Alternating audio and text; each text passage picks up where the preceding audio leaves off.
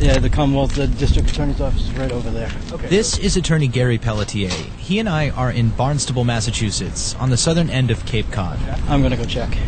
It's August 2nd, 2017, and Gary is waiting on what he hopes is new evidence that could potentially get his client a new trial. Well, the subpoenas have not come in yet. They were due last Thursday on the 27th. They still have not arrived. His client is 45-year-old Christopher McCowan, and he's been in prison for more than 10 years after being convicted of raping and murdering 46-year-old fashion writer and single mother Christa Worthington in 2002. Something Gary says Chris didn't do. Do you feel that Chris is innocent, or that this is just that he deserves a new trial? Well, both. I believe he deserves a new trial, but mostly I believe he's innocent. I believe that they convicted the wrong person here, that the real killer is out there, but I believe that Chris McCowan did not commit this murder, and I don't believe anybody who says there was overwhelming evidence against Chris McCowan. That's simply incorrect. It just wasn't there.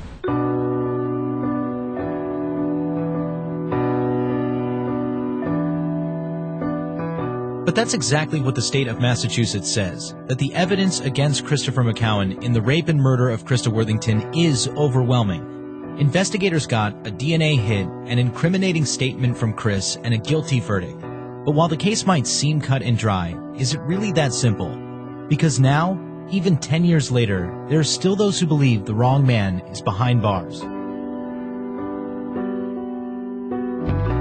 McCowan was an easy person to blame for the crime. Christopher McCowan, innocent man framed for murder. Well, I think there's a question as to whether they really did get the right person. It's very simple. McCowan was a bird in the hand. Christa's murder would shake up the affluent and peaceful Cape Cod, put the community on edge, and grab the nation's attention. And in this podcast, we'll get into the long list of possible suspects in the investigation, the evidence, controversial police steps, and look at what is now Chris's fourth attempt to get a new trial. This is A Killing on the Cape.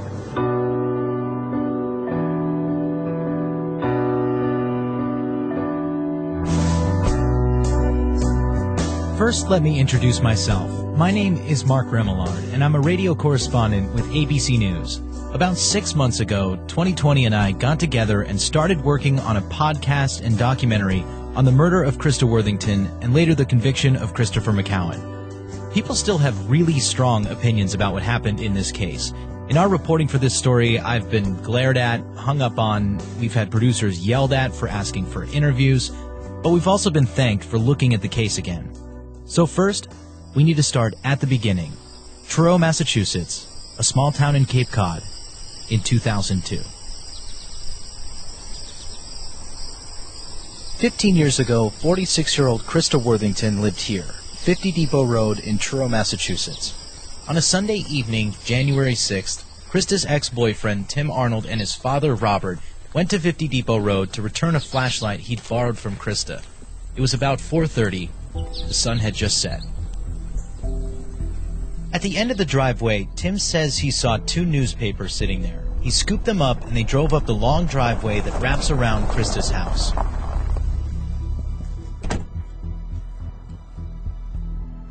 The driveway, I'm guessing, must be 150 yards, 100 yards long. And it's, as is the case with many Cape Cod driveways, clamshell driveway. Peter Manzo is the author of Reasonable Doubt, the story of Christa's murder, as well as the trial and conviction of Christopher McCowan. He's lived in Truro for much of his life and worked as a consultant on this story. You get up the top and there's a turnaround area, which leaves you right in front of the entrance to the house. And it's a small house. Tim says he was surprised to find Christa's car in the driveway. He had called a bit ago and there wasn't an answer, so he figured she wasn't home. Nevertheless, his dad parked the car while Tim walked up the steps to find the door that leads into the kitchen open slightly. He looked inside to find Christa Worthington on the ground, her 2.5-year-old daughter Ava beside her. He says he didn't notice the blood at first. He walked in, Christa, you here? And he walks into the kitchen. In front of him, slightly to the right, Christa's on the floor. Tim later said at first he thought it was simply an odd place to nurse Ava, but after calling for Christa and only Ava's head turning around, that's when he says he knew something was wrong. I've seen the crime scene photographs. They're very chilling. Blood has come out of her mouth, out of her nose. There is a pool of blood under her head, and her body is bloody. This is truly horrible stuff.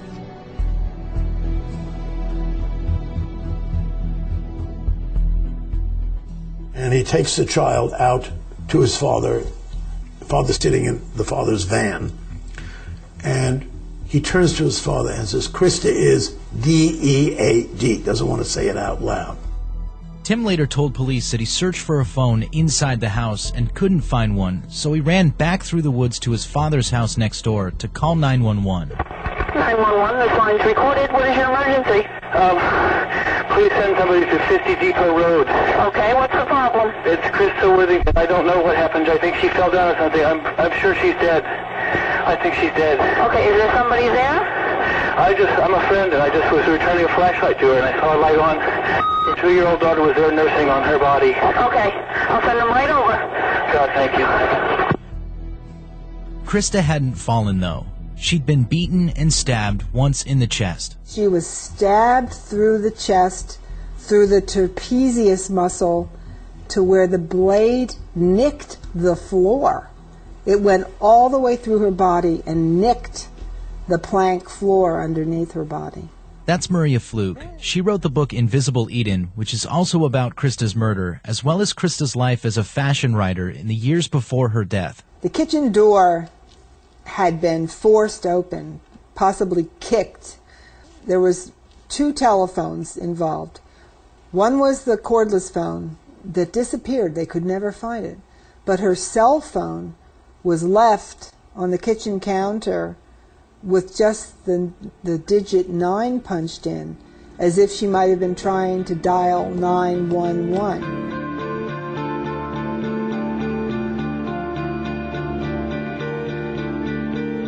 So here's this murder scene, and Cheerios, and a sippy cup, and little footprints of Ava's through the blood on the floor.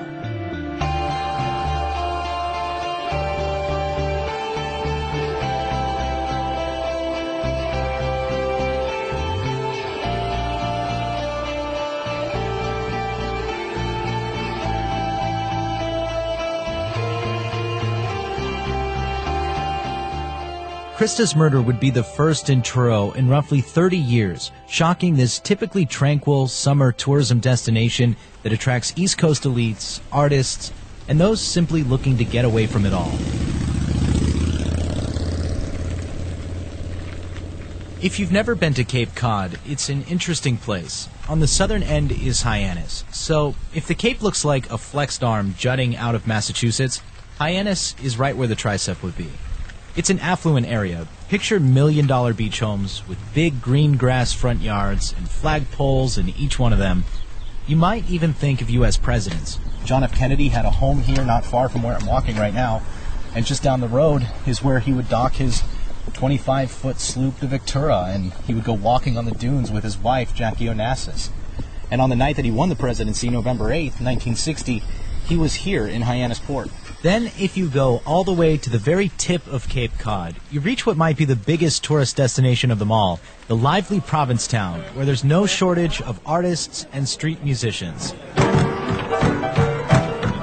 It's a place where you can get your morning coffee, a lobster roll, and clam chowder all in one spot. It's a destination for tourists and a home for artists.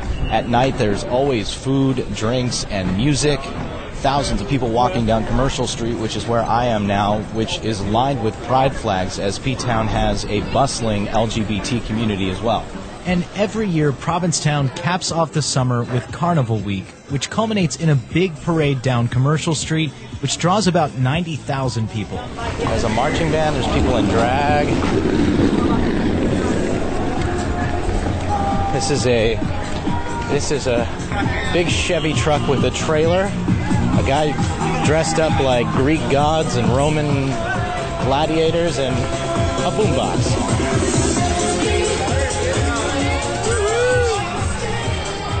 And not a lot of clothing on anyone.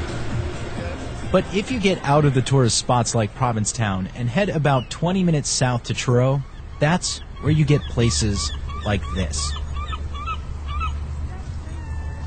Hammett Harbor, just down the street from Christa's house. In Truro, Massachusetts, seagulls, boat masts, sandy beaches, remarkable sunsets. It's just the kind of thing you would hear in a Patti Page song like Old Cape Cod.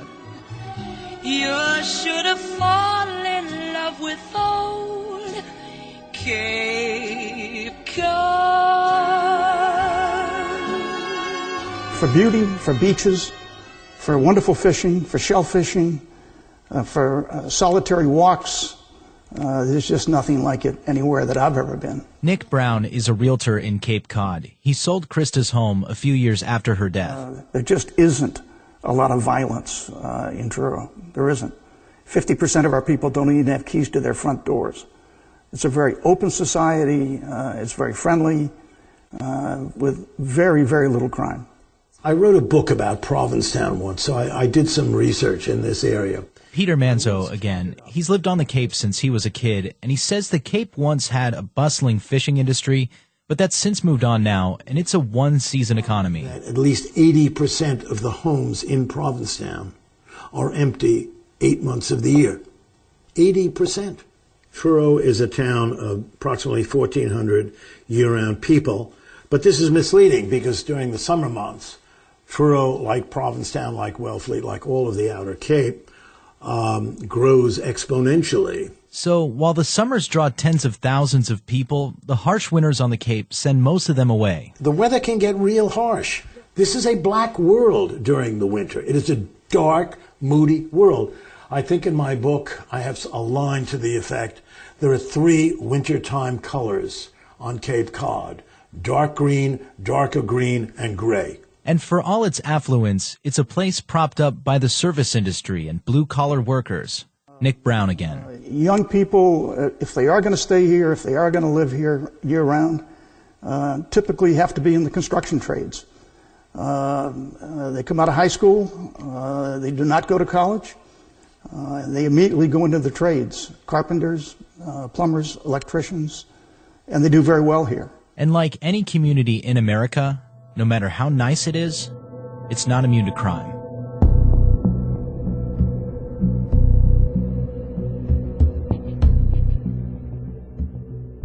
We would get toned out for somebody that was having a drug overdose. That's George Malloy. He was an EMT and one of the first responders who arrived on scene at 50 Depot Road the night they found Christa's body. And we would have to go in and we would have to secure the patient. He says during his years as an EMT, he'd been to numerous drug overdoses and suicides, but a murder? That was something else. Lots of drugs, lots of alcohol, which all ends up, you know, I mean, I can give you a list of people that, some of the most beautiful women in the world when I first landed in Wellfleet that just ruined themselves on drugs. You know, in my involvement with the rescue squad, we would get called into to stabbings in Provincetown, you know, all drug related, you know, but at least the people were alive. On January 6th, though, Malloy would arrive at the first murder scene he'd ever been called to. He was part of the Truro rescue squad and was in his office when the call came in. And looking out, and I saw the ambulance go by. And then just as it went by, the pager that I had, we get toned out, we get paged out. Went off and said that we had a rescue call for an unresponsive female. You know, they don't dispatch a name where the house is, they just tell you what the address is. So when I got up to leave, I started to put it together, and I thought, gee, I think that's the Worthington residence. Malloy says he immediately followed the ambulance to Christa's house and knew right away they were dealing with a crime scene. The crew that had pulled up the driveway had just come out, and they were somewhat distraught. And I asked them, you know, what they had, and they told me they had a deceased female. And so I went in and just looked, and Christa was naked from the waist down, lying on her back. And I turned and came out just as the first officer was coming up the road, Meredith.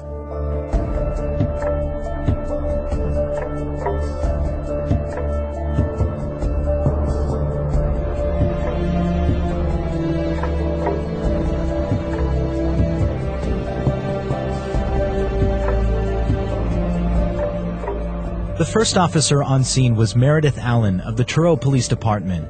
An incident report from her says she got the call and ended up right behind another ambulance as it was heading to the scene. As she pulled up and parked on Depot Road, she says she heard a call on the radio that they were dealing with a dead body. She ran up the driveway and entered the home. There she saw Christa on the floor. The paramedics told her Christa had been there for a while because she was already stiff. Officer Allen noted that the body was covered by a brown blanket, something we'll discuss later, as well as a yellow cover from one of the rescue trucks. She says she saw a, quote, large amount of brownish, stale blood that had collected around Christa's head, and that's when she told everyone to get out of the house. Police would search the rest of the house to make sure that no one else was inside, and then, as is customary to do in Truro, for any dead body found under suspicious circumstances, they called state police.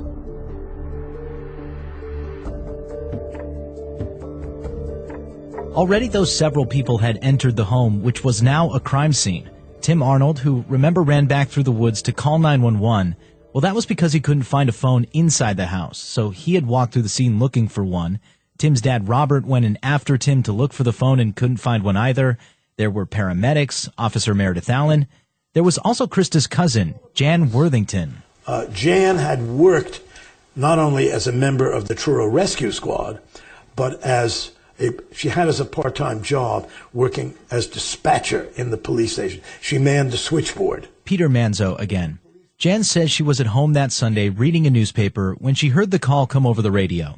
She lived on Pamet Road, just a few minutes from Christa's.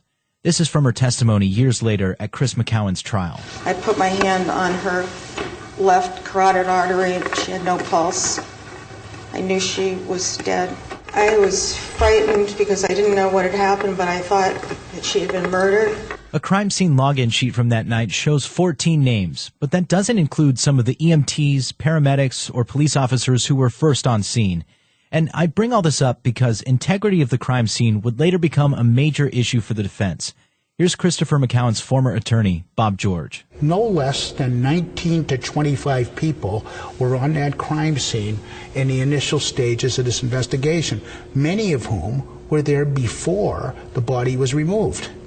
I mean, you've got to understand, if you've ever seen a clown car, at the circus and all the people getting out of the Volkswagen, that was like this small, we're talking about a shoebox of a house. A few hours after Christa's body was found, the first state troopers would show up on scene. That included investigators as well as crime scene techs who began collecting evidence. Outside on the ground near Christa's car, they found her keys, eyeglasses, and a sock. They also found what appeared to be two parallel drag marks in the ground not far from Christa's car. In the flower bed near the house, they found another sock, and closer to the door, they found what's described as a red wrapper, they assumed from a granola bar, as well as a barrette. Inside the house, however, police had their hands full. I'll never forget picking up a scatter rug and seeing a blood stain the size of about 2 basketballs still on the linoleum floor of the kitchen. Nick Brown is the realtor who sold Christa's house. He also helped clean it up. When I entered the house was a mess. There were clothes strewn over 2 or 3 of the bedrooms. There were children's toys everywhere. There was the results of the murder in terms of blood stains. When Christa's body was found, the sink, and she was found just off the kitchen, the kitchen sink was overflowing with dirty dishes. She loved to buy, and she insisted upon buying organic milk for little Ava. She bought LL Bean boots, but she weren't no housekeeper. Despite Christa's house being a mess, police never thought it was ransacked.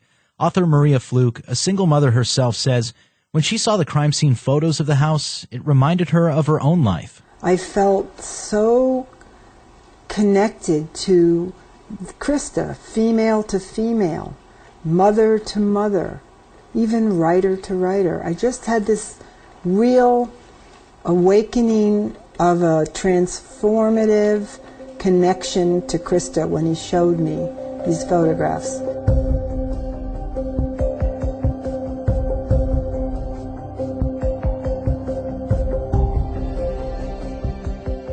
Working around the mess and the blood, chemist Robert Martin with the State Crime Lab and Kenneth Martin with Crime Scene Services, no relation, processed the crime scene. Kenneth Martin later testified that he saw a large pool of blood near Christa's head and what appeared to be grass in Christa's matted hair. He also noted that Christa's feet were clean, something that would be curious later, as prosecutors speculated that the drag marks outside may have been made by Christa being pulled into the house. But if that were the case, the defense would question why her feet had no dirt, gravel, cuts, or bruises on them from the clamshell driveway. They took samples of blood from the bathroom where a children's step stool was in front of the sink because police believed Ava tried to clean her mother. They also collected fingerprints from the house and Christa's car, finding a total of 9 prints near her body. They collected other items for evidence as well, including that brown blanket that someone had thrown over Christa, a cutting board that had blood on it in the kitchen, a bloody washcloth, and a child's broom that appeared to have blood on it. But one thing that was never found at the scene? The knife, believed to be the murder weapon.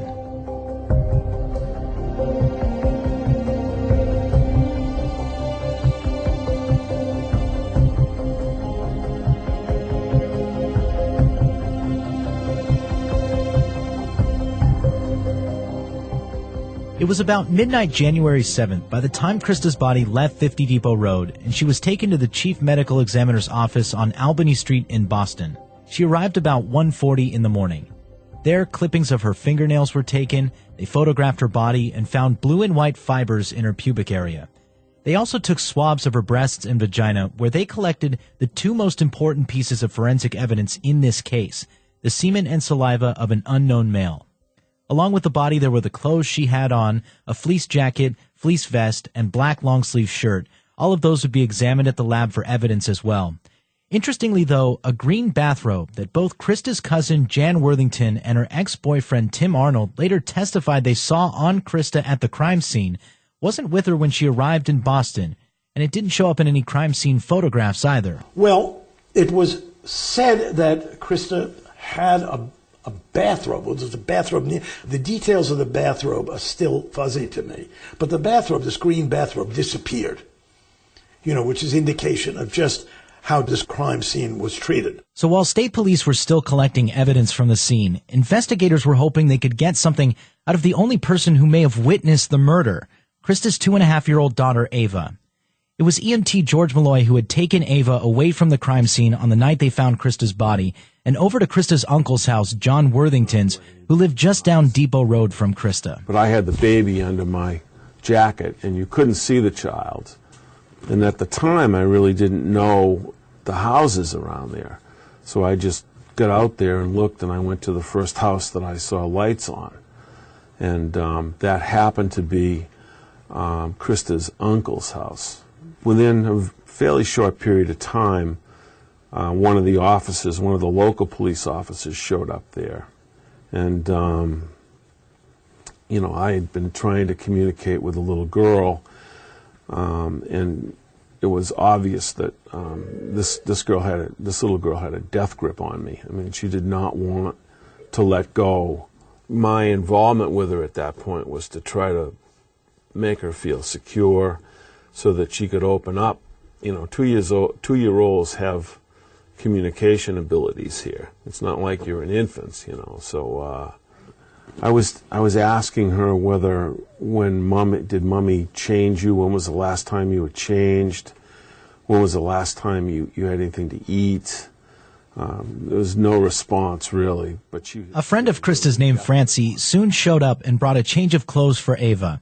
George says Ava wasn't covered in blood, but she did have some of it on her, and that her clothes were also soiled. But she had blood on her, but she was not covered in blood. You could see that she had rolled in what was on the floor and whatever else. Poor little bottom was blistered. I mean, it must have had urine blisters. It must have had 100 urine blisters. And I had told Francie, because I thought that the diaper was full, to make sure she brought some Desitin or something up there. So we changed her diaper, slathered her with Desitin, and then, I brought her back, and she was starting to get comfortable with me. George Malloy looked after Ava along with Christa's friend, while Massachusetts State Trooper Kimberly Squire had been called to speak with Ava and see if she'd seen anything. I spoke with former federal prosecutor Sonny Hostin, who's reviewed the case and is a senior legal correspondent for ABC News, about the interview and Trooper Squire's report. So the night that they found Christa's body, they took Ava away from the scene, and eventually the state police come down. Trooper Kimberly Squire talks to Ava to try and see if she can get any information from her. And there's some really shocking moments that are quoted in this report of Ava describing her time there. Yeah. Ava did say some things that are so chilling, because we know that she spent hours and hours and hours with her mother's dead body. She stated, "Mommy lying down, Mommy won't get up, Mommy lying down." She also says, "Mommy won't get up, tried to get Mommy up. Mommy dirty, tried to clean Mommy. Those are my paints, not Mommy's paints." And we know that Ava appeared to try to feed her mother. She tried to clean up her mother. And it did give you an indication of what this little girl went through. It's so traumatic and such a tragedy. She was definitely traumatized. I hope for her sake that she did not witness the murder, all right? I hope she was sound asleep, climbed out of that crib, found her mother, and did not witness this, but I don't know that. George Malloy again. Squire noted the rash on Ava and then wrote that she became tired, so they decided to take her to the hospital to be checked out. There, doctors told Squire that Ava appeared in good health and didn't have any signs of trauma on her. Police would interview Ava again the next day, but Squire once again noted that they weren't able to get any more information from her.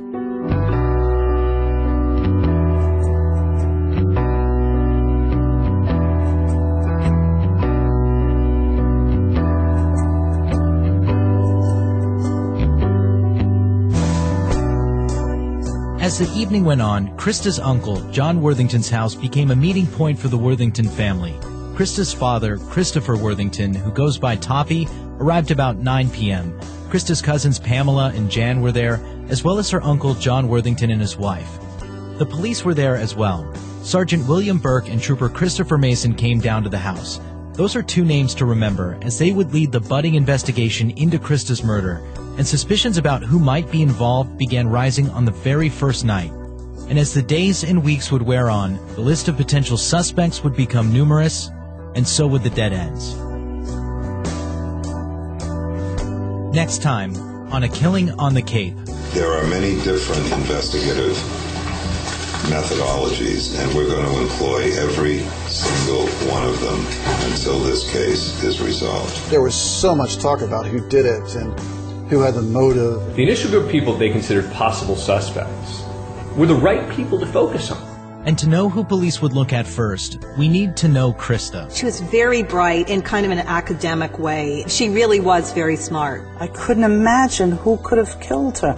I couldn't even think of it. That's next week. A Killing on the Cape is a production of ABC Radio, 2020, and ABC News Digital.